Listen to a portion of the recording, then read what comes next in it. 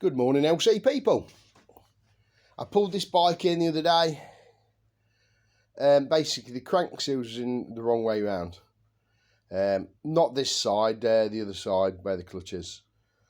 So yesterday I spent the day, I pulled the motor out, stripped it all out and put new seals in it. And basically put it all back together. So I've just dropped the motor back in it. I was just flat out yesterday, so I didn't do a video about it. So I do apologise. It's not the end of the world.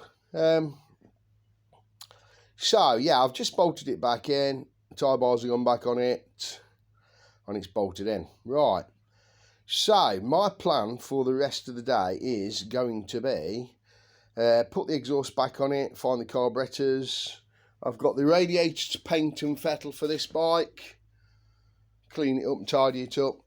I'm going to wash it out because it looked a bit powdery when I took it off. It's not been around that radiator for a while.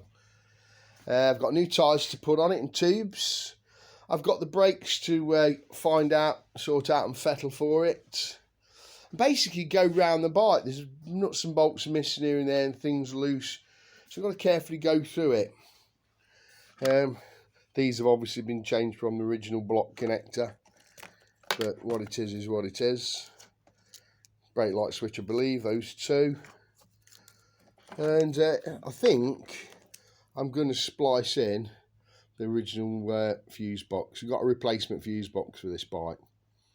So there's that to do. And just really go round it and go through it. I will keep you posted about it.